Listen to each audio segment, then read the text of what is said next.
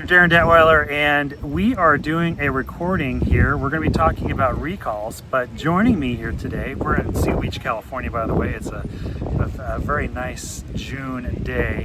I'll splice in an image of the beach here, but I didn't want to be facing the beach in the background to distract the viewers from this incredible conversation. I'm here with Roger Hancock, a Recall InfoLink, and we're going to be talking about recalls. And Roger, why don't we start off, tell us a little bit about yourself, your background, and a little bit about Recall InfoLink. Well, thanks, Darin. Thanks for having me. It is a beautiful day here. I spent 15 years leading food safety and quality program for Albertsons. During the 90s primarily, we were doing 250 recalls a year, and I saw an opportunity to transition to solve the recall problem. And so 16 years ago, I started Recall InfoLink, which now has become a global platform for helping businesses transmit and share recall data around the globe, both B2B and B2C, to protect brands and to protect people from things that inevitably go wrong in the supply chain. So that's what I do. Excellent. In a word or two. There's lots and lots of details there, but in essence, I help companies do recalls faster and easier than they've ever done before for the good of the brand and consumer protection.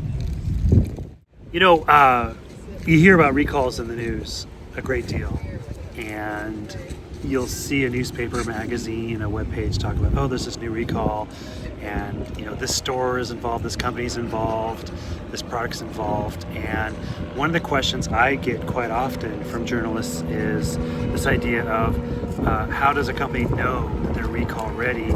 And yeah, there are companies that literally will say, if we have the need for a recall, we'll figure it out then.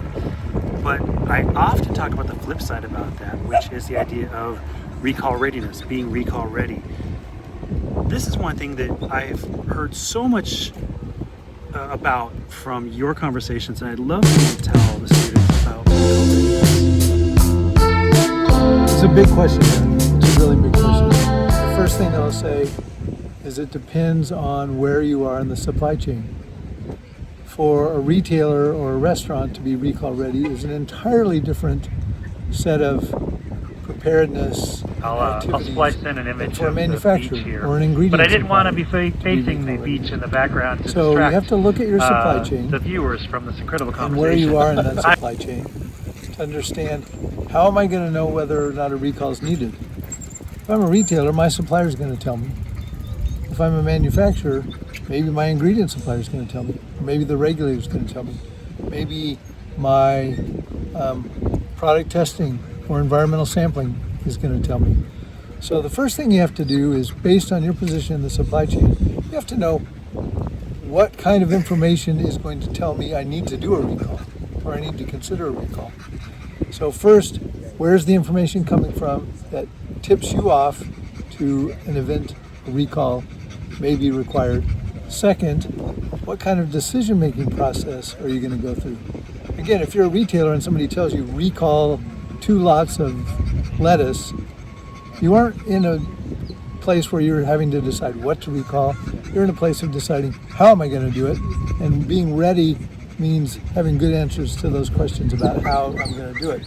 But if you're the grower or the packer, deciding whether or not you're going to recall is a completely different set of thought processes to get to the place where, yes, we need to recall it, based on perhaps what the regulators are telling you, based perhaps on what customer complaints or illness reports are telling you.